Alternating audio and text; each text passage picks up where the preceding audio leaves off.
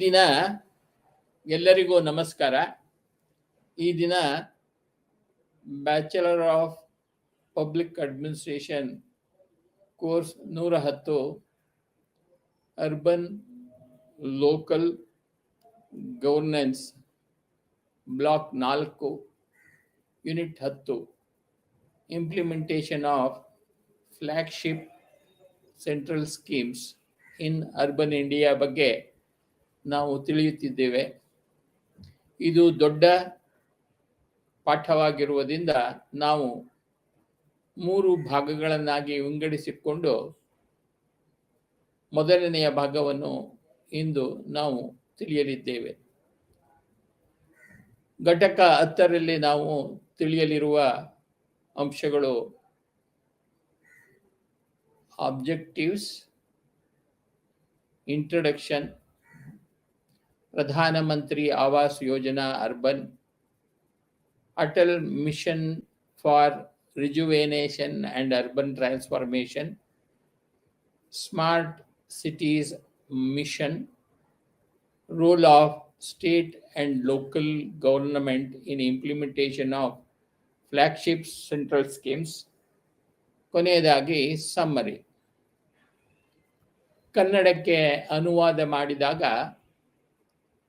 ನಗರ ಸ್ಥಳೀಯ ಆಡಳಿತ ಬ್ಲಾಕ್ 4 ಘಟಕ 10 ನಗರ ಭಾರತದಲ್ಲಿ ಪ್ರಮುಖ ಕೇಂದ್ರ ಯೋಜನೆಗಳ ಅನುಷ್ಠಾನ. ಈ ಘಟಕದಲ್ಲಿ ಈ ಕೆಳಕಂಡ ರಚನೆಯ ವಿಷಯಗಳನ್ನು ನಾವು ತಿಳಿಯಲಿದ್ದೇವೆ. ಉದ್ದೇಶಗಳು, ಪರಿಚಯ, ಪ್ರಧಾನಮಂತ್ರಿ ಆವಾಸ್ ಯೋಜನೆ ನಗರ, ಪುನರ್ ಯೌವನಗೊಳಿಸುವಿಕೆ ಮತ್ತು ನಗರ ಪರಿವರ್ತನೆಗಾಗಿ Atal mission, 10.4 smart city mission, ಪ್ರಮುಖ ಕೇಂದ್ರ ಯೋಜನೆಗಳ ಅನುಷ್ಠಾನದಲ್ಲಿ ರಾಜ್ಯ ಮತ್ತು ಸ್ಥಳೀಯ ಸರ್ಕಾರದ ಪಾತ್ರ, 10.6 ಸಾರಾಂಶ. ಘಟಕ 10ರ ಉದ್ದೇಶಗಳು ಈ ಕೆಳಕಂಡಂತಿವೆ. ಅದನ್ನು ನಾವು ಈ ದಿನ ಕಲಿಯಲಿದ್ದೇವೆ. ಭಾರತದಲ್ಲಿ ನಡೆಯುತ್ತಿರುವ ಪ್ರಮುಖ ಕೇಂದ್ರ ಯೋಜನೆಗಳು ಮತ್ತು ಕಾರ್ಯಕ್ರಮಗಳು, ಪ್ರಧಾನಮಂತ್ರಿ ನಗರ ಆವಾಸ್ ಯೋಜನೆ, ಪುನರ್ ಯೌವನಗೊಳಿಸುವಿಕೆ ಮತ್ತು ನಗರ ಪರಿವರ್ತನೆಗಾಗಿ ಅಟಲ್ ಮಿಷನ್ ಮತ್ತು ರಾಜ್ಯಗಳು ಮತ್ತು ಕೇಂದ್ರಾಡಳಿತ ಪ್ರದೇಶಗಳಲ್ಲಿ ಸ್ಮಾರ್ಟ್ ಸಿಟಿಗಳ ಮಿಷನ್ ಅನುಷ್ಠಾನ ಮತ್ತು ಮಹತ್ವ, ಮತ್ತು ಸುಸ್ಥಿರ ಅಭಿವೃದ್ಧಿಯಲ್ಲಿ ಈ ಯೋಜನೆಗಳು ಮತ್ತು ಕಾರ್ಯಕ್ರಮಗಳ ಮೂಲಕ ಸಾಧನೆಗಳು.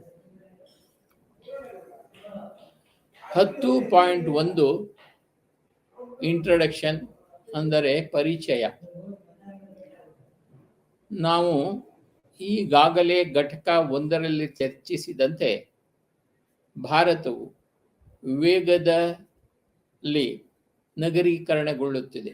ಅಂದರೆ ಜನಸಂಖ್ಯೆಯ 35% ಜನರು ನಗರವಾಸಿಗಳು ಮತ್ತು 2050ರ ವೇಳೆಗೆ ಸುಮಾರು 50% ಜನಸಂಖ್ಯೆಯು ನಗರ ಪ್ರದೇಶಗಳಲ್ಲಿ ವಾಸಿಸುವ ನಿರೀಕ್ಷೆ ಇದೆ. ಉತ್ತಮ ಗುಣಮಟ್ಟದ ಜೀವನಕ್ಕಾಗಿ ಅವರಿಗೆ ಸುಸ್ಥಿರ ಮೂಲಸೌಕರ್ಯ ಮತ್ತು ಸೇವೆಗಳ ಅಗತ್ಯವಿರುತ್ತದೆ. ಇದನ್ನು ಆಧುನಿಕ ನಗರ ಆಡಳಿತದ ಮೂಲಕ ಮಾತ್ರ ಖಚಿತಪಡಿಸಿಕೊಳ್ಳಬಹುದು. ನಗರಗಳು ತಮ್ಮ ಆಡಳಿತ ರಚನೆಗಳನ್ನು ಆಧುನೀಕರಿಸುವ ಪ್ರಕ್ರಿಯೆಯಲ್ಲಿವೆ ಎಂಬುದನ್ನು ಗಮನಿಸಬೇಕಾಗುತ್ತದೆ ಮತ್ತು ಸರ್ಕಾರವು ಅಭಿವೃದ್ಧಿಗಾಗಿ ಪ್ರಮುಖ ಯೋಜನೆಗಳು ಮತ್ತು ಕಾರ್ಯಕ್ರಮಗಳನ್ನು ಜಾರಿಗೆ ತಂದಿದೆ. ಈ ನಿಟ್ಟಿನಲ್ಲಿ ಸರ್ಕಾರವು ದೀನ್ ದಯಾಳ್ ಅಂತ್ಯೋದಯ ಯೋಜನೆ, ರಾಷ್ಟ್ರೀಯ ನಗರ ಜೀವನೋಪಾಯ ಮಿಷನ್ DNULM ಪಾರಂಪರಿಕ ನಗರ ಅಭಿವೃದ್ಧಿ ಮತ್ತು ವರ್ಧನೆ ಯೋಜನೆ ಮೂಲಕ ಪ್ರವಾಸೋದ್ಯಮದಲ್ಲಿ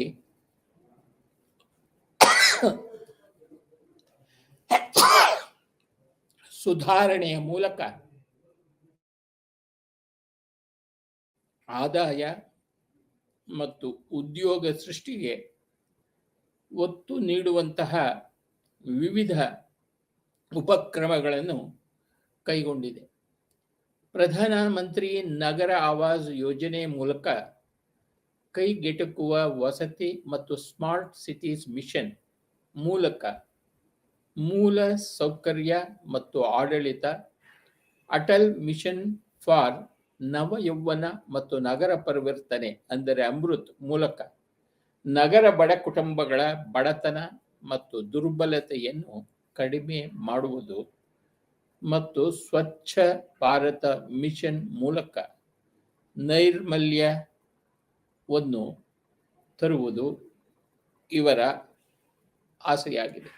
ಈ ನಿಟ್ಟಿನಲ್ಲಿ SBMU ಮತ್ತು ಅಮೃತ್ನ 2ನೇ ಹಂತವನ್ನು 2ನೇ ಅಕ್ಟೋಬರ್ 2021ರಂದು ಪ್ರಾರಂಭಿಸಲಾಗಿದೆ.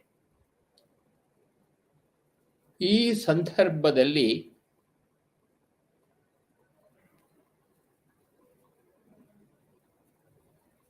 ಎರಡು 2020ರಲ್ಲಿ 96% ವಾರ್ಡ್ಗಳು 100%ದಷ್ಟು ಮನೆ ತ್ಯಾಜ್ಯ ಸಂಗ್ರಹವನ್ನು ಸಾಧಿಸಿವೆ ಎಂದು ಡಾಟಾ ಪ್ರತಿಬಿಂಬಿಸುತ್ತದೆ ಮತ್ತು 65% ತ್ಯಾಜ್ಯವನ್ನು ಸಂಸ್ಕರಿಸಲಾಗಿದೆ.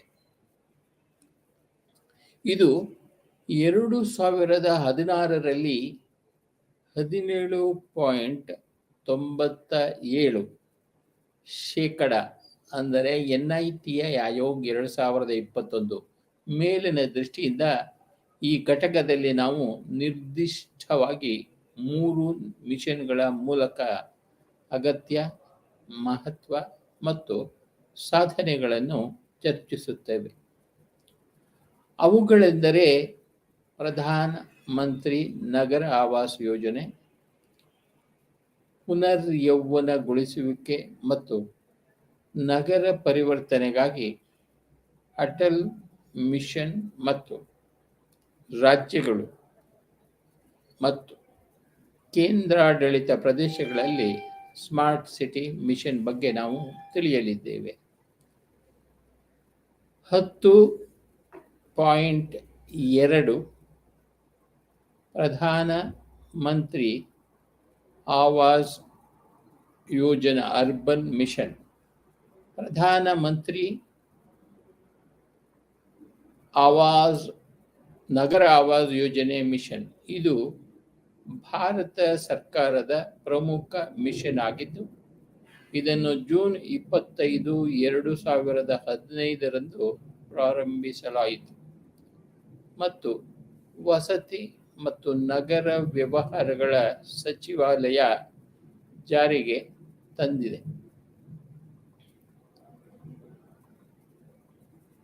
ಮೂಲಭೂತ ನಾಗರಿಕ ಮೂಲ ಸೌಕರ್ಯಗಳೊಂದಿಗೆ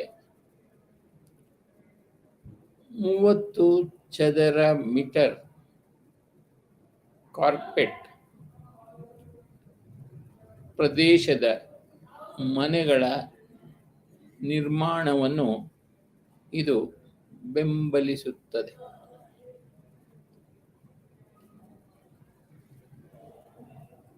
ರಾಜ್ಯಗಳು, ಕೇಂದ್ರಾಡಳಿತ ಪ್ರದೇಶಗಳು ಸಚಿವಾಲಯದೊಂದಿಗೆ ಸಮಾಲೋಚಿಸಿ ರಾಜ್ಯ ಮಟ್ಟದಲ್ಲಿ ಮನೆ ಮತ್ತು ಇತರ ಸೌಲಭ್ಯಗಳ ಗಾತ್ರವನ್ನು ನಿರ್ಧರಿಸಲು ನಮ್ಯತೆಯನ್ನು ಹೊಂದಿವೆ.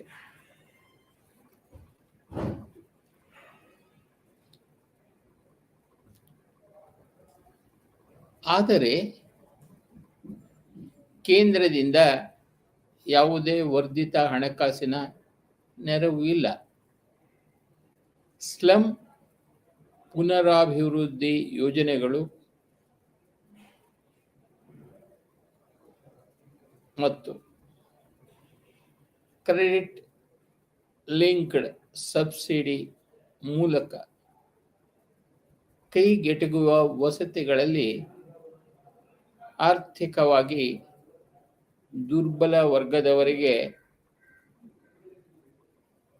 6.5% ಮತ್ತು ಮಧ್ಯಮ ಆದಾಯದ ಗುಂಪು 1 ಮತ್ತು ಮಧ್ಯ ಆದಾಯ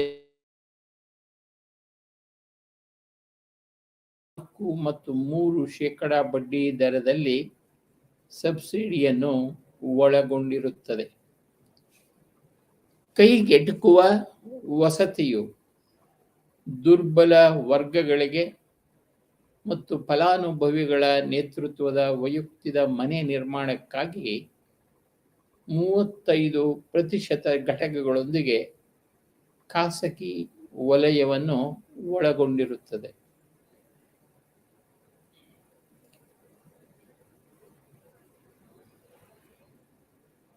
ಸ್ಲಮ್ ಪುನರಾಭಿವೃದ್ಧಿ ಯೋಜನೆಗಳು ಮತ್ತು ಕೈಗೆಟುಕುವ ವಸತಿ ಯೋಜನೆಗಳು ಸಹಭಾಗಿತ್ವದಲ್ಲಿ ನೀರು,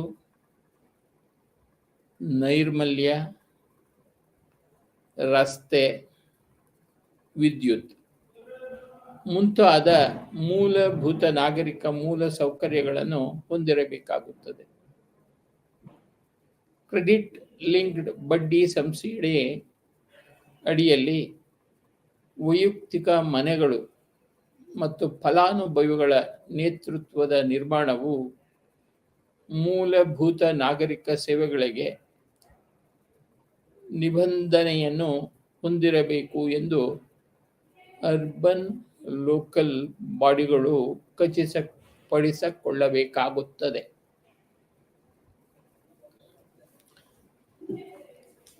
ಅಧಿಸೂಚಿತ ನಗರಾಭಿವೃದ್ಧಿ ಪ್ರಾಧಿಕಾರಗಳು ಅಂದರೆ ಅರ್ಬನ್ ಡೆವಲಪ್ಮೆಂಟ್ ಅಥಾರಿಟೀಸ್ ಸೇರಿದಂತೆ ಶಾಸನಬದ್ಧ ಪಟ್ಟಣಗಳು ಮತ್ತು ಯೋಜನಾ ಪ್ರದೇಶಗಳನ್ನು ಒಳಗೊಂಡಿರುವ ಭಾರತದಲ್ಲಿನ ನಗರ ಪ್ರದೇಶಗಳನ್ನು ಒಳಗೊಳ್ಳಲು ಮಿಷನ್ ಕೇಂದ್ರೀಕರಿಸುತ್ತದೆ.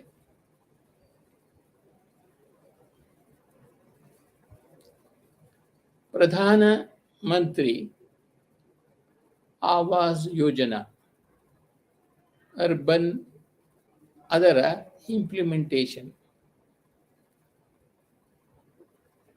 ಪ್ರಧಾನ ಮಂತ್ರಿ ನಗರ ಆವಾಸ್ ಯೋಜನೆ ಅನುಷ್ಠಾನ.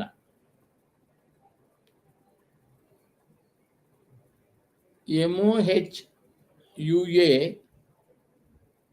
2022 ವೇಳೆಗೆ ಅರ್ಹ ಕುಟುಂಬಗಳಿಗೆ ನಗರ ಪ್ರದೇಶದಲ್ಲಿ ಪಕ್ಕಾ ಮನೆಯನ್ನು ಒದಗಿಸುವ ಗುರಿಯೊಂದಿಗೆ ಪ್ರಧಾನ ಮಂತ್ರಿ ನಗರ ಆವಾಸ್ ಯೋಜನೆ PMAYU ಮಿಷನ್ ಅನ್ನು ಪ್ರಾರಂಭಿಸಿತು. ಇದು ಆರ್ಥಿಕವಾಗಿ ದುರ್ಬಲ ವರ್ಗಗಳ ನಡುವಿನ ವಸತಿ ಕೊರತೆಯ ಸಮಸ್ಯೆಯನ್ನು ಪರಿಹರಿಸುತ್ತದೆ.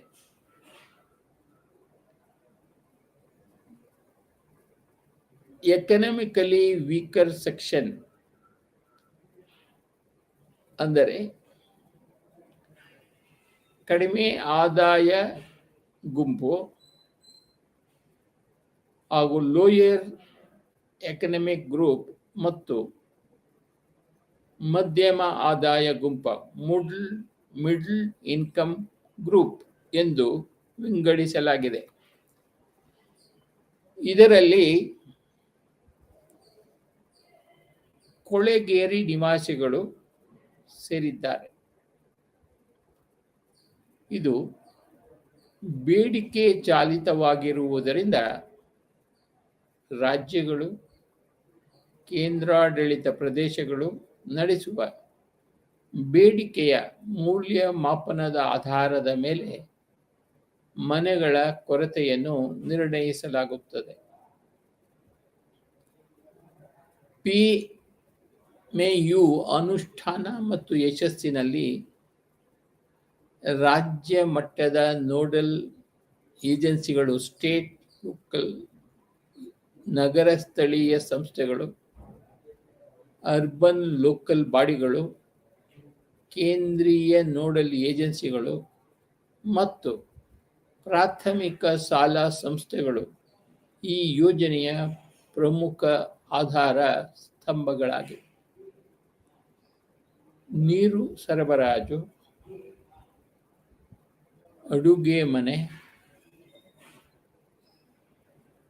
ಶೌಚಾಲಯ ಮತ್ತು ವಿದ್ಯುತ್ನಂತಹ ಅಗತ್ಯ ಸೌಕರ್ಯಗಳನ್ನು ಹೊಂದಿರುವಾಗ ಮನೆಯನ್ನು ಪೂರ್ಣಗೊಳಿಸಲಾಗಿದೆ ಎಂದು ಪರಿಗಣಿಸಲಾಗುತ್ತದೆ. ಈ ಸಂದರ್ಭದಲ್ಲಿ ಈ ಮಿಷನ್ ಅಡಿಯಲ್ಲಿ ಒದಗಿಸಲಾದ ಮನೆಯು ಫಲಾನುಭವಿಗಳಿಗೆ ಭದ್ರತೆಯ ಪ್ರಜ್ಞೆ ಮತ್ತು ಮಾಲೀಕತ್ವದ ಹೆಮ್ಮೆಯ ಜೊತೆಗೆ ಗೌರವಯುತ ಜೀವನವನ್ನು ಖಾತ್ರಿಗೊಳಿಸುತ್ತದೆ.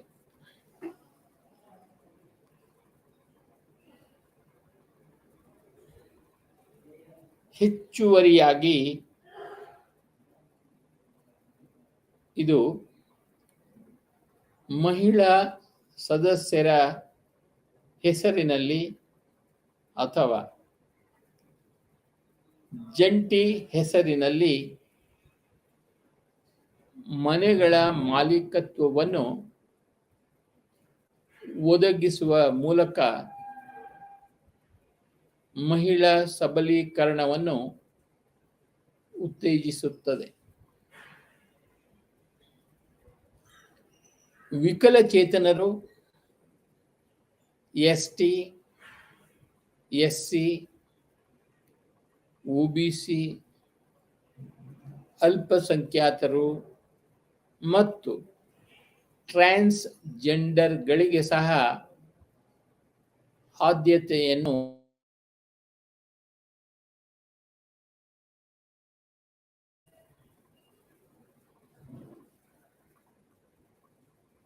ಈ ಹಂತದಲ್ಲಿ ನಾವು ಈ ಕೆಳಗಿನ ಉಪವಿಭಾಗದಲ್ಲಿ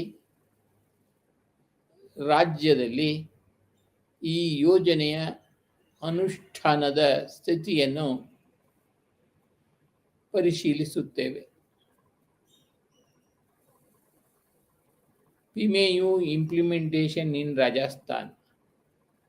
ರಾಜಸ್ಥಾನಲ್ಲಿ ಪಿಎಂಎವೈಯು ನ ಅನುಷ್ಠಾನ. ಪಿಎಂಎವೈಯು ಅಡಿಯಲ್ಲಿ ವಸತಿ ಯೋಜನೆಯು ವಾರ್ಷಿಕ ಆದಾಯ 3 ಲಕ್ಷದವರೆಗೆ ಮತ್ತು ಕಡಿಮೆ ಆದಾಯದ ಗುಂಪು 3 ರಿಂದ 6 ಲಕ್ಷ ಹೊಂದಿರುವ ಮನೆಯಿಲ್ಲದ ಆರ್ಥಿಕವಾಗಿ ದುರ್ಬಲ ಸಮಾಜದ ವರ್ಗಕ್ಕೆ ಕೈಗೆಟುಕುವ ಮನೆಯನ್ನು ಒದಗಿಸುತ್ತದೆ.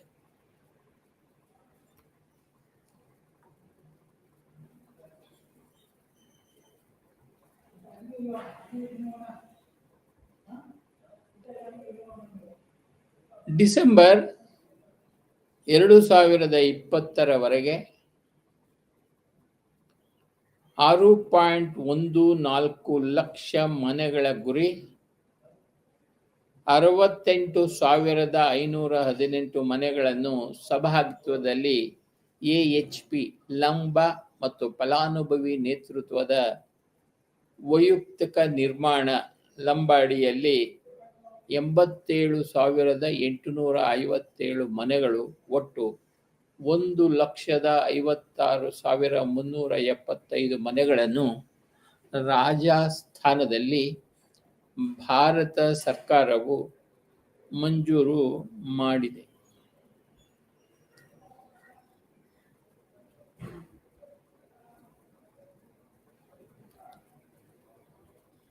ಇದಲ್ಲದೆ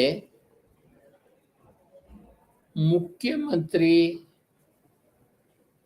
ಜನ ಆವಾಸ್ ಯೋಜನೆ 2015 ಅಡಿಯಲ್ಲಿ ಖಾಸಗಿ ಡೆವಲಪರ್ ಭೂಮಿಯಲ್ಲಿ 74,645 ಮನೆಗಳನ್ನು ಸಂಬಂಧಪಟ್ಟ ಅಭಿವೃದ್ಧಿ ಪ್ರಾಧಿಕಾರ, ನಗರ ಸುಧಾರಣೆ ಟ್ರಸ್ಟ್ ಹಾಗೂ ನಗರ ಸ್ಥಳೀಯ ಸಂಸ್ಥೆಗಳು ಕ್ರೆಡಿಟ್ ಲಿಂಕ್ಡ್ ಸಬ್ಸಿಡಿ ಸ್ಕೀಮ್ ಅಡಿಯಲ್ಲಿ ಪಿ.ಮೇ ಅರ್ಬನ್ ಲಂಬವಾಗಿ ಮಂಜೂರು ಮಾಡಿದೆ. ಹೀಗಾಗಿ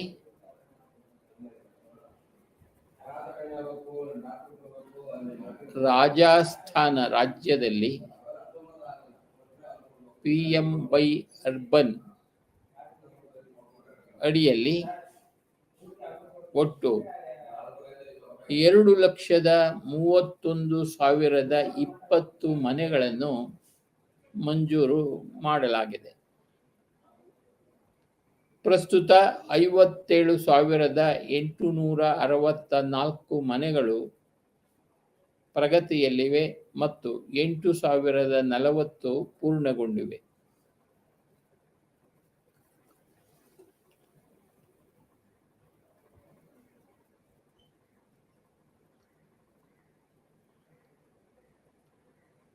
Achievements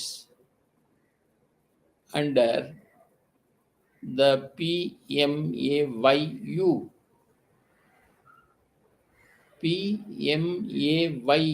ಅಡಿಯಲ್ಲಿ ಆಗಿರುವ ಸಾಧನೆಗಳ ಬಗ್ಗೆ ನಾವು ಈಗ ತಿಳಿಯಲಿದ್ದೇವೆ. ಮಿಷನ್ 2015ರಲ್ಲಿ ಪ್ರಾರಂಭವಾದಾಗಿನಿಂದ ಅನುಕರಣೀಯ ಯಶಸ್ಸನ್ನು ತೋರಿಸಿದೆ ಎಂದು ನಮೂದಿಸುವುದು ಯೋಗ್ಯವಾಗಿದೆ. ನಗರ ಯೋಜನೆ, ನಿಯಂತ್ರಕ, ಹಣಕಾಸು ಮತ್ತು ಹಣಕಾಸು ಸುಧಾರಣೆಗಳ ಮೂಲಕ ಕೈಗೆಟುಕುವ ವಸತಿ ಕ್ಷೇತ್ರದ ಬೆಳವಣಿಗೆಗೆ ಪರಿಣಾಮಕಾರಿ ವಾತಾವರಣವನ್ನು ಸೃಷ್ಟಿಸುವ ಉದ್ದೇಶವನ್ನು ಒಳಗೊಂಡಿರುವ ಕುಟುಂಬಗಳ ಸಂಖ್ಯೆಯಿಂದ ಸಾಕ್ಷಿಯಾಗಿದೆ.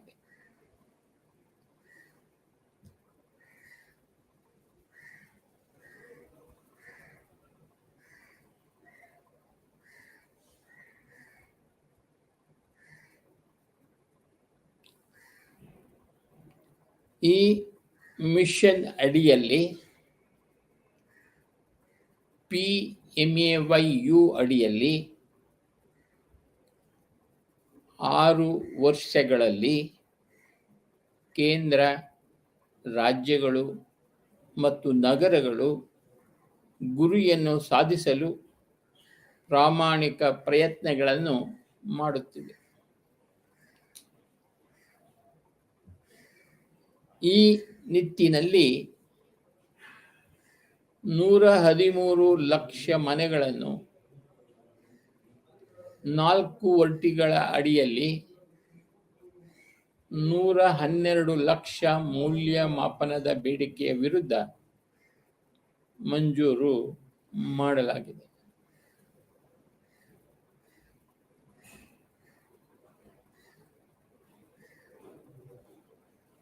ಈ ಪೈಕಿ 83 ಲಕ್ಷಕ್ಕೂ ಹೆಚ್ಚು ಕಾಮಗಾರಿಗಳು ಪ್ರಾರಂಭವಾಗಿವೆ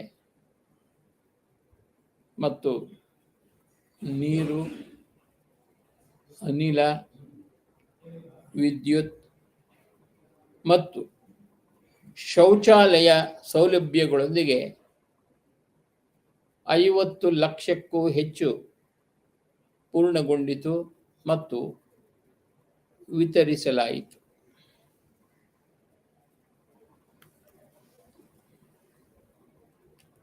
ಇದು ವಿಶ್ವದ ಅತಿ ದೊಡ್ಡ ವಸತಿ ಕಾರ್ಯಕ್ರಮವಾಗಿದೆ.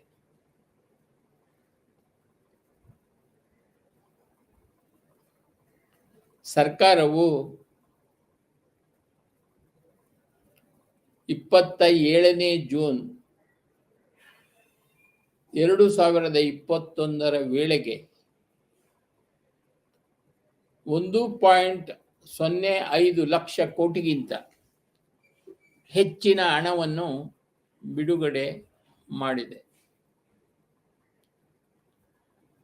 380 ಲಕ್ಷ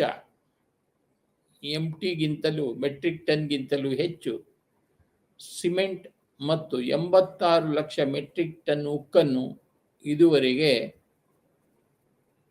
ಕೊಡಲಾಗಿದೆ ಮತ್ತು ಸುಮಾರು 2.5 ಕೋಟಿ ನೇರ ಹಾಗೂ ಪರೋಕ್ಷ ಉದ್ಯೋಗಗಳು ಸೃಷ್ಟಿಯಾಗಿವೆ. ಇಲ್ಲಿ 2021 ಜನವರಿ 1ರಂದು ಲೈಟ್ ಹೌಸ್ ಪ್ರಾಜೆಕ್ಟ್ಗಳ ಅಡಿಪಾಯವನ್ನು ಚೆನ್ನೈ, ರಾಜಕೋಟ್, ಇಂದೋರ್, ಲಕ್ನೋ, ರಾಂಚಿ ಮತ್ತು ಅಗರ್ತಲಾದಲ್ಲಿ 6 ವಿಭಿನ್ನ ನಿರ್ಮಾಣ ತಂತ್ರಜ್ಞಾನಗಳನ್ನು ಬಳಸಿಕೊಂಡು ಪ್ರತಿ ಸೈಟಿನಲ್ಲಿ 1000ಕ್ಕೂ ಹೆಚ್ಚು ಫ್ಲಾಟ್ಗಳೊಂದಿಗೆ ಹಾಕಲಾಯಿತು. ಗ್ಲೋಬಲ್ ಹೌಸಿಂಗ್ ಟೆಕ್ನಾಲಜಿ ಚಾಲೆಂಜ್ ಇದಾಗಿತ್ತು. ಈ ಜಾಗತಿಕವಾಗಿ ಸಾಬೀತಾಗಿರುವ ಸಂಪನ್ಮೂಲ ಸಮರ್ಥ, ಹವಾಮಾನ ಸ್ಥಿತಿಸ್ಥಾಪಕ ಮತ್ತು ಕ್ಷಿಪ್ರ ನಿರ್ಮಾಣ ತಂತ್ರಜ್ಞಾನಗಳನ್ನು ಭವಿಷ್ಯದ ರಿಯಲ್ ಎಸ್ಟೇಟ್ ಅಭಿವೃದ್ಧಿಗೆ ಅಳವಡಿಸಿಕೊಳ್ಳಲಾಗುತ್ತಿದೆ. ಕೋವಿಡ್-19 ಸಾಂಕ್ರಾಮಿಕ ಸಮಯದಲ್ಲಿ ಪ್ರಾರಂಭಿಸಲಾದ ಕೈಗೆಟುಕುವ ಬಾಡಿಗೆ ವಸತಿ ಸಂಕೀರ್ಣಗಳ ಉಪಮಿಷನ್ ಅಡಿಯಲ್ಲಿ ಈಗಾಗಲೇ 2700ಕ್ಕೂ ಹೆಚ್ಚು ಮನೆಗಳನ್ನು ಕೈಗೆಟುಕುವ ದರದಲ್ಲಿ ಬಾಡಿಗೆಗೆ ನೀಡಲಾಗಿದೆ ಮತ್ತು 6000ಕ್ಕಿಂತ ಹೆಚ್ಚು ಪ್ರಸ್ತಾಪನೆ ಹಂತದಲ್ಲಿದೆ. ಹೆಚ್ಚುವರಿಯಾಗಿ ಸಾರ್ವಜನಿಕ ಖಾಸಗಿ ಘಟಕಗಳು ಅಂತಹ 80,000ಕ್ಕೂ ಹೆಚ್ಚು ವಸತಿಗಳನ್ನು ಅಭಿವೃದ್ಧಿಪಡಿಸುತ್ತಿವೆ.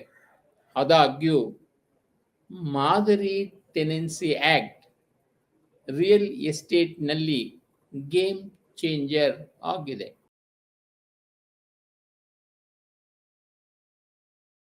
ದಾಸ್ತಾನು ಸಹ ಬಾಡಿಗೆ ಮಾರುಕಟ್ಟೆಗೆ ತೆರೆಯಲಾಗುತ್ತದೆ. ಅದಲ್ಲದೆ ಹೆಚ್ಚು 3 ಲಕ್ಷ ಕೋಟಿ ರೂಪಾಯಿನ ಅನೌಪಚಾರಿಕ ಬಾಡಿಗೆ ಮಾರುಕಟ್ಟೆಯು ಬೆಳವಣಿಗೆ ಮತ್ತು ಉದ್ಯೋಗಕ್ಕೆ ದಾರಿ ಮಾಡಿಕೊಡಲಿದೆ. ರಿಯಲ್ ಎಸ್ಟೇಟ್ ನಿಯಂತ್ರಣ ಮತ್ತು ಅಭಿವೃದ್ಧಿ ಕಾಯ್ದೆ ಅಂದರೆ ರೇರಾ ಮತ್ತು ಹಣಕಾಸು ನಿಯಂತ್ರಕ ಮತ್ತು ಪ್ರೋಗ್ರಾಮ್ಯಾಟಿಕ್ ಸುಧಾರಣೆಗಳ ಸರಣಿಯು ಪರಿಸರ ವ್ಯವಸ್ಥೆಯನ್ನು ಬಲಪಡಿಸಿದೆ ಎಂದು ಗಮನಿಸಬೇಕಾದ ಅಂಶವಾಗಿದೆ.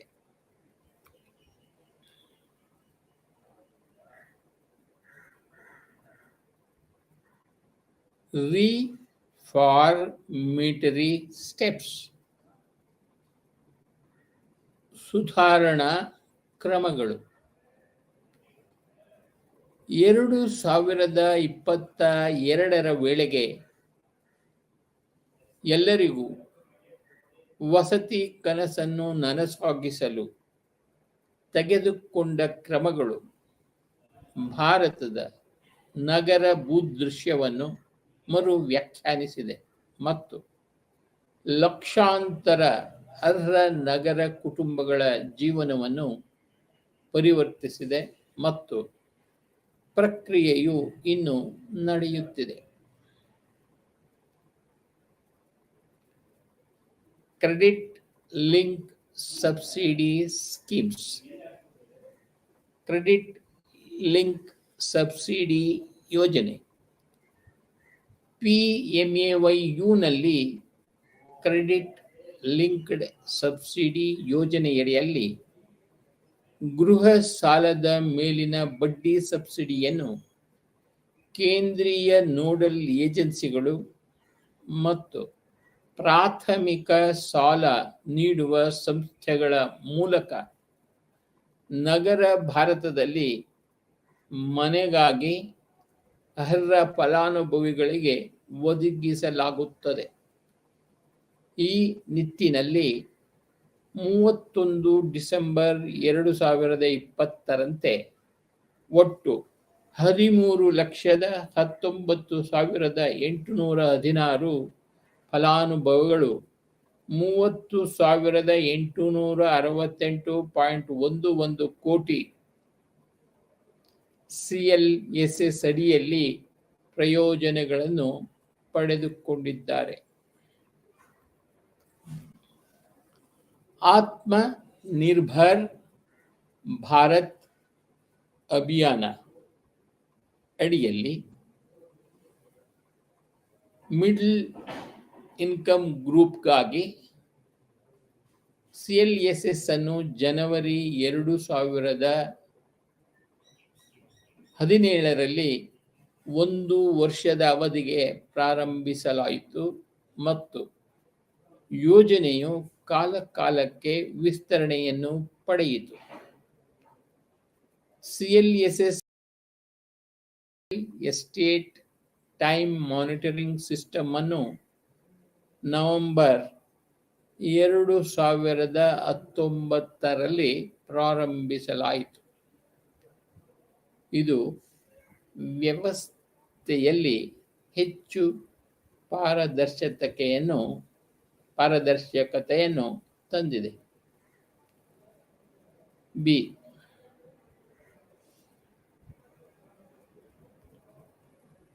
Initiative of affordable rental housing complexes, a sub-scheme under PMAYUB, ಕೈಗೆಟುಕುವ ಬಾಡಿಗೆ ವಸತಿ ಸಂಕೀರ್ಣಗಳ ಉಪಕ್ರಮ ಹಾಗೂ PMAYU ಅಡಿಯಲ್ಲಿ ಉಪಯೋಜನೆ.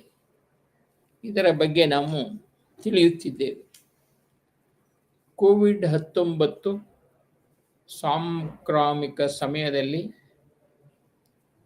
ನಗರ ಭಾರತವು ಬಹಳಷ್ಟು ಸವಾಲುಗಳನ್ನು ಎದುರಿಸಿತು ಮತ್ತು ನಗರ ವಲಸಿಗರು ಬಡವರ ವಲಸೆಯನ್ನು ಹಿಮ್ಮುಖಗೊಳಿಸುವುದು ದೊಡ್ಡದಾಗಿದೆ. ಈ ನಿಟ್ಟಿನಲ್ಲಿ ಕೈಗಾರಿಕೆಗಳು ಮತ್ತು ಇತರ ವಲಯಗಳನ್ನು ತಾತ್ಕಾಲಿಕವಾಗಿ ಸ್ಥಗಿತಗೊಳಿಸಿದ್ದರಿಂದ ವಲಸೆ ನಡೆಯಿತು.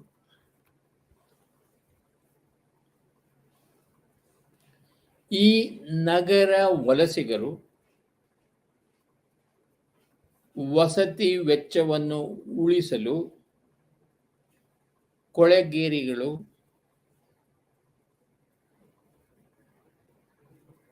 ಅನೌಪಚಾರಿಕ ವಸಾಹತುಗಳು,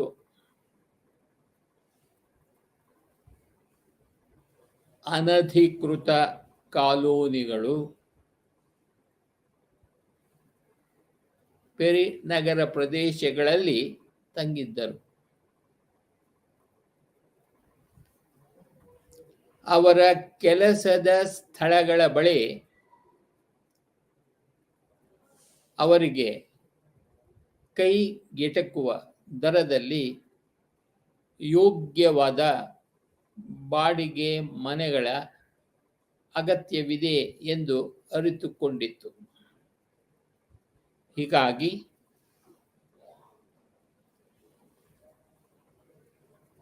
ಈ ಅಗತ್ಯವನ್ನು ಪರಿಹರಿಸಲು ಮತ್ತು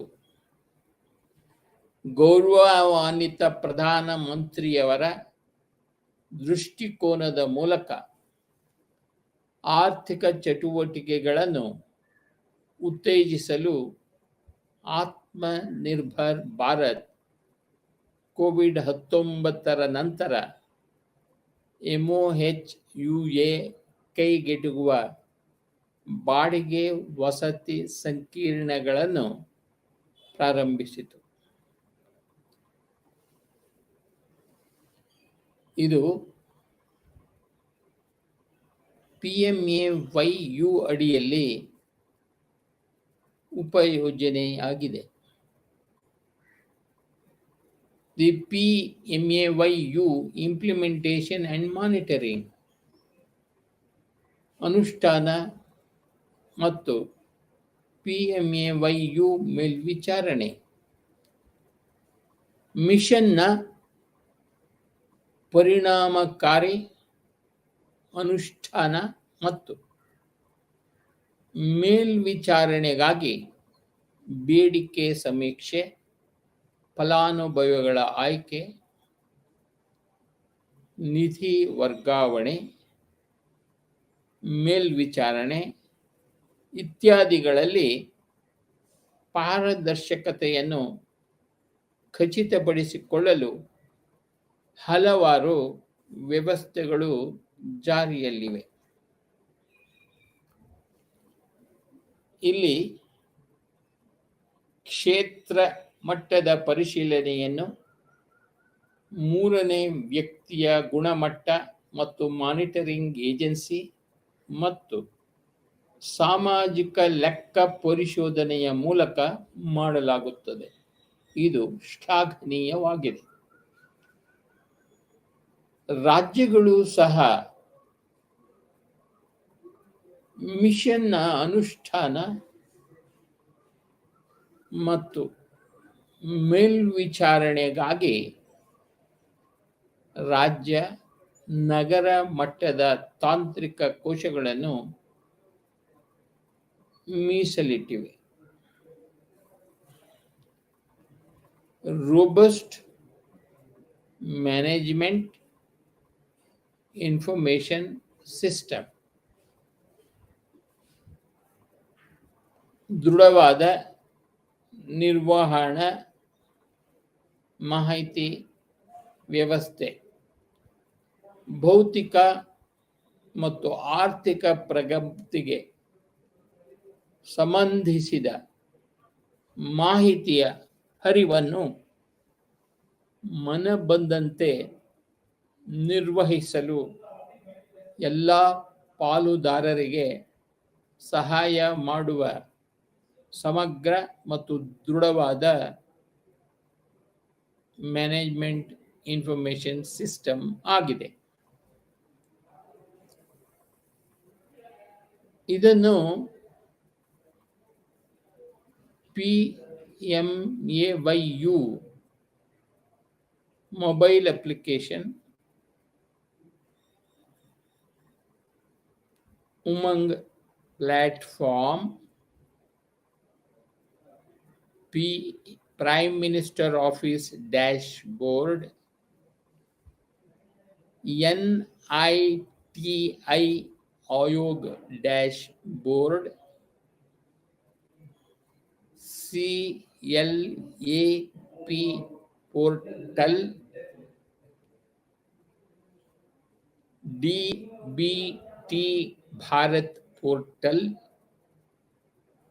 Bhuvan HFA mobile application, Bharat HFA mobile ಇತ್ಯಾದಿಗಳೊಂದಿಗೆ ಸಂಯೋಜಿಸಲಾಗಿದೆ. ಈ ಡೈರೆಕ್ಟ್ ಬೆನಿಫಿಟ್ ಟ್ರಾನ್ಸ್ಫರ್, ನೇರ ಲಾಭ ವರ್ಗಾವಣೆ, BLC ವರ್ಟಿಕಲ್ನ ಫಲಾನುಭವಿಗಳಿಗೆ ಕೇಂದ್ರ ಮತ್ತು ರಾಜ್ಯ ಪಾಲನ್ನು ರಾಜ್ಯಗಳು, ಅರ್ಬನ್ ಲೋಕಲ್ ಬಾಡಿಗಳು ನೇರ ಲಾಭ ವರ್ಗಾವಣೆ ಮೋಡ್ ಮೂಲಕ ಮಾಡುತ್ತಿವೆ. ಅಲ್ಲಿ ಕಂತುಗಳನ್ನು ನೇರವಾಗಿ ಫಲಾನುಭವಿಯ ಬ್ಯಾಂಕ್ ಖಾತೆಗೆ ನಿರ್ಮಾಣ ಹಂತದ ಪೂರ್ಣಗೊಂಡ ಆಧಾರದ ಮೇಲೆ ಜಮಾ ಮಾಡಲಾಗುತ್ತದೆ ಮತ್ತು ಜಿಯೋ ಟ್ಯಾಗ್ ಮಾಡಲಾಗಿದೆ. ಯೋಜನೆಯಲ್ಲಿ 5% ಹಂಚಿಕೆಯನ್ನು ಸಾಮರ್ಥ್ಯ ನಿರ್ಮಾಣ, ಮಾಹಿತಿ ಶಿಕ್ಷಣ ಮತ್ತು ಸಂವಹನ ಮತ್ತು ಆಡಳಿತಾತ್ಮಕ ಮತ್ತು ಇತರ ವೆಚ್ಚಗಳಿಗೆ ಮೀಸಲಿಡಲಾಗಿದೆ. ಮಿಷನ್ನ ಪರಿಣಾಮಕಾರಿ ಅನುಷ್ಠಾನಕ್ಕಾಗಿ ಚಟುವಟಿಕೆಗಳನ್ನು ಕೈಗೊಳ್ಳಲು ಸಾಮರ್ಥ್ಯ ಬಿಲ್ಡಿಂಗ್ ಮುಖ್ಯಸ್ಥರ ಅಡಿಯಲ್ಲಿ ಹಂಚಿಕೆಯನ್ನು ಬಳಸಲಾಗುತ್ತಿದೆ. ಈ ಚಟುವಟಿಕೆಗಳು ಈ ಕೆಳಗಿನ ಅಂಶಗಳನ್ನು ಹೊಂದಿವೆ.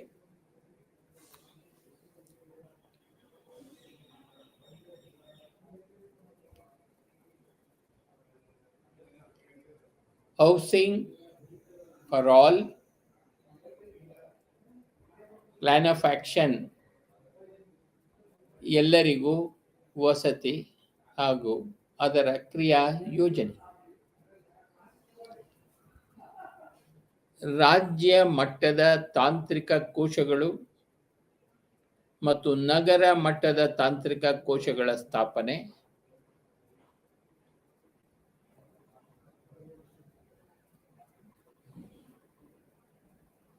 ಸಾಮಾಜಿಕ ಲೆಕ್ಕ ಪರಿಶೋಧನೆ, ತರಬೇತಿಗಳು ಮತ್ತು ಕಾರ್ಯಾಗಾರಗಳು, ಮೂರನೆಯ ವ್ಯಕ್ತಿಯ ಗುಣಮಟ್ಟ ಮಾನಿಟರಿಂಗ್,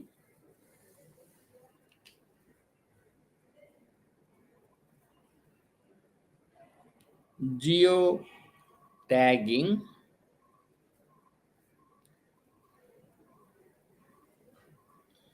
ಮಾಹಿತಿ ಶಿಕ್ಷಣ ಮತ್ತು ಸಂವಹನ, ಆಡಳಿತಾತ್ಮಕ ಮತ್ತು ಇತರ ವೆಚ್ಚಗಳು.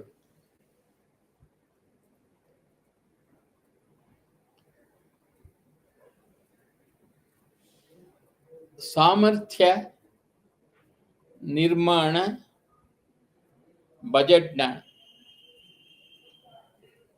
ಅಡಿಯಲ್ಲಿರುವ ಘಟಕಗಳಿಂದ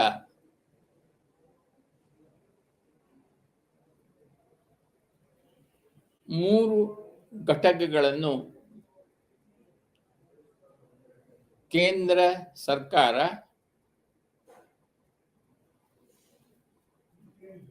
ಮತ್ತು ಸಂಬಂಧಿತ ರಾಜ್ಯ ಯೂನಿಯನ್ ಟೆರಿಟರಿ ನಡುವೆ 75:25 ಅನುಪಾತದಲ್ಲಿ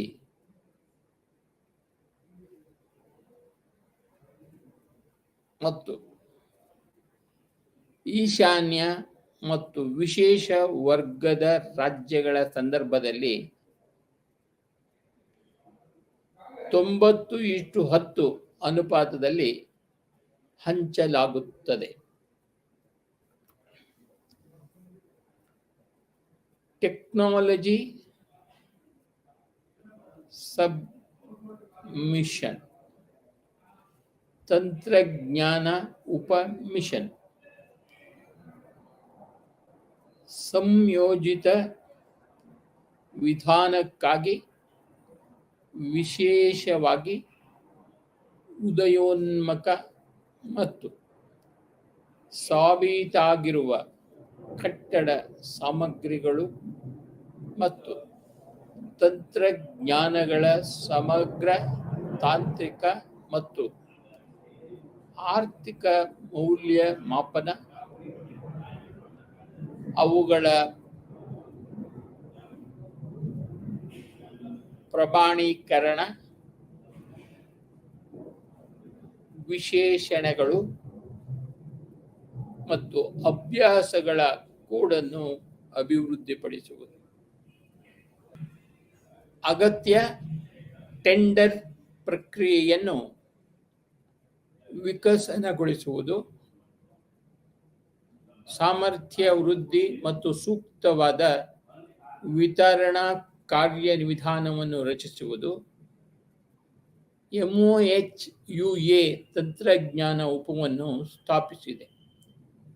ಭಾರತದ ಭೂ ಹವಾಮಾನ ಮತ್ತು ಅಪಾಯದ ಪರಿಸ್ಥಿತಿಗಳಿಗೆ ಸೂಕ್ತವಾದ ಮನೆಗಳ ತ್ವರಿತ ಮತ್ತು ವೆಚ್ಚದ ಪರಿಣಾಮಕಾರಿ, ಕೈಗೆಟುಕುವ ಮತ್ತು ಪರಿಸರ ಸ್ನೇಹಿ ನಿರ್ಮಾಣಕ್ಕಾಗಿ ಸುಸ್ಥಿರ ತಾಂತ್ರಿಕ ಟೆಕ್ನಾಲಜಿ ಸಬ್ಮಿಷನ್ TSM ಪರಿಹಾರಗಳ ಅಡಿಯಲ್ಲಿ ಮಿಷನ್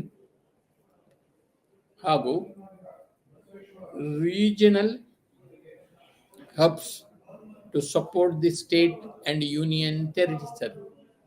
ರಾಜ್ಯಗಳು ಹಾಗೂ ಯೂನಿಯನ್ ಟೆರಿಟರಿಗಳನ್ನು ಬೆಂಬಲಿಸಲು ಪ್ರಾದೇಶಿಕ ಕೇಂದ್ರಗಳು, ಸಂಸ್ಥೆಗಳು, ಅವುಗಳೆಂದರೆ IITಗಳು, ಖರಗಪುರ, ಕಾನ್ಪುರ, ಮದ್ರಾಸ್, ರೂರ್ಕಿ, ಹೈದರಾಬಾದ್ ಮತ್ತು NIT ಸಿಲ್ಚಾರ್. ಸ್ಥಳೀಯ ಪರಿಸ್ಥಿತಿಗಳ ದೃಷ್ಟಿಯಿಂದ ನಿರ್ದಿಷ್ಟ ಪರಿಹಾರಗಳನ್ನು ಗುರುತಿಸುವಲ್ಲಿ ರಾಜ್ಯ, ಯೂನಿಯನ್ ಟೆರಿಟರಿ ಸರ್ಕಾರಗಳನ್ನು ಬೆಂಬಲಿಸಲು ಆಯ್ಕೆ ಮಾಡಲಾಗಿದೆ. ಜಾಗತಿಕ ಉತ್ತಮ ಅಭ್ಯಾಸಗಳನ್ನು ಅಳವಡಿಸಿಕೊಳ್ಳುವುದು, ತರಬೇತಿ ಕೈಪಿಡಿಗಳ ತಯಾರಿಕೆ,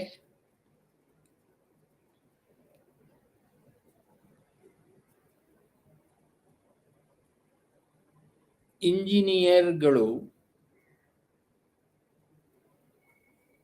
ಮತ್ತು ವಾಸ್ತುಶಿಲ್ಪಿಗಳ ತರಬೇತಿ,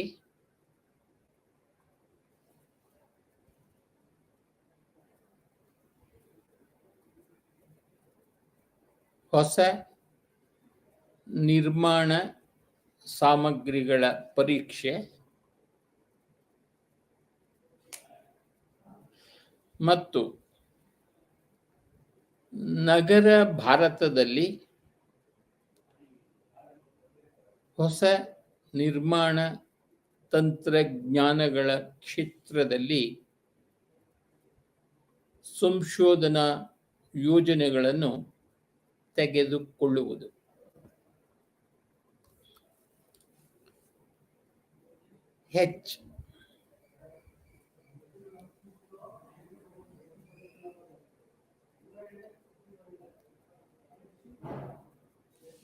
Emerging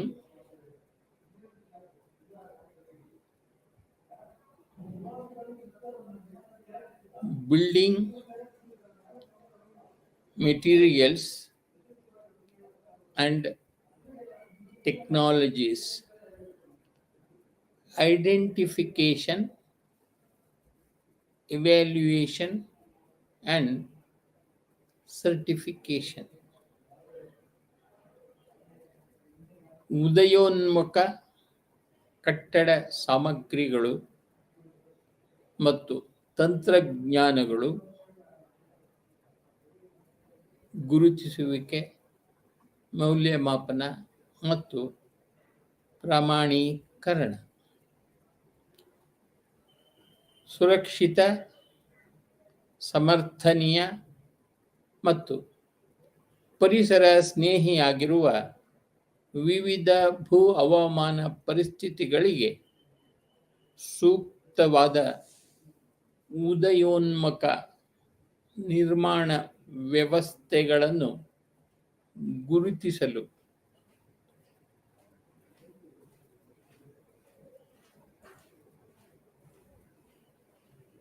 ಮೌಲ್ಯ ಮಾಪನ ಮಾಡಲು ಮತ್ತು ಉತ್ತೇಜಿಸಲು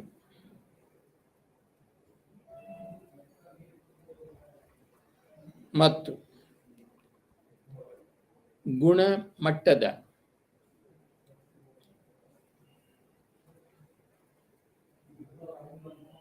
ಮನೆಗಳ ತ್ವರಿತ ವಿತರಣೆಯನ್ನು ಖಚಿತಪಡಿಸಿಕೊಂಡು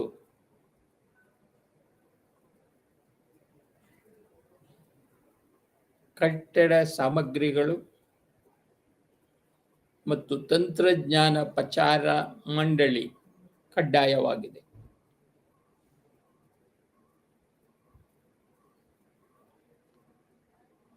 ಅಂದರೆ MOHUA ಅಡಿಯಲ್ಲಿ ಸ್ವಾಯತ್ತ ಸಂಸ್ಥೆಯಾಗಿದೆ. ಅಂತಹ ಹೊಸ ವ್ಯವಸ್ಥೆಗಳನ್ನು ಪರ್ಫಾರ್ಮೆನ್ಸ್ ಅಪ್ರೈಸಲ್ ಸರ್ಟಿಫಿಕೇಶನ್ ಸ್ಕೀಮ್ ಮೂಲಕ ಪ್ರಮಾಣೀಕರಿಸಲು ಕೇಂದ್ರ ಸರ್ಕಾರವು BMTPCಗೆ ಅಧಿಕಾರ ನೀಡಿದೆ.